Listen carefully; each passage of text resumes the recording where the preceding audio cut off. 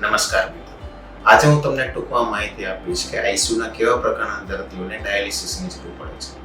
જ્યારે દર્દી આઈસીયુમાં દાખલ થાય છે એ પહેલા કિડનીના તમામ રિપોર્ટ નોર્મલ હોય છે, પણ જ્યારે દર્દી સેપ્ટિસેમિયા, શોક, મલ્ટી ઓર્ગન ડિસફંક્શન અને અન્ય ક્રિટિકલ સિચ્યુએશન સાથે જ્યારે આઈસીયુમાં દાખલ થાય છે ત્યારે કિડનીની કાર્યક્ષમતામાં ઘટાડો થાય છે અને પેશાબ ઘટી જવો, કિડનીના રિપોર્ટ ખરાબ થવા, એસિડનું પ્રમાણ વધી જવું, પોટેશિયમનું પ્રમાણ વધી જવું અને શરીરમાં પાણી ભરાવા જેવી તકલીફ થતી હોય છે.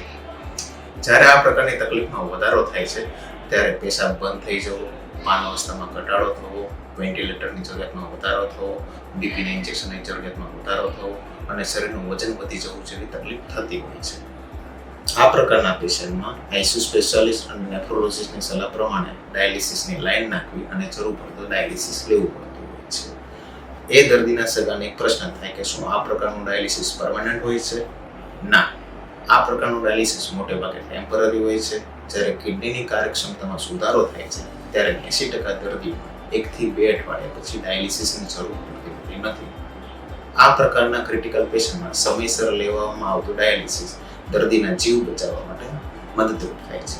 તો ચાલો મિત્રો, આઈસીયુના ક્રિટિકલ પેશન્ટમાં લેવાતા ડાયાલિસિસની ગેરસમજ દૂર કરી અને દર્દીના જીવન બચાવવા માટે મદદરૂપ થઈએ. નમસ્કાર.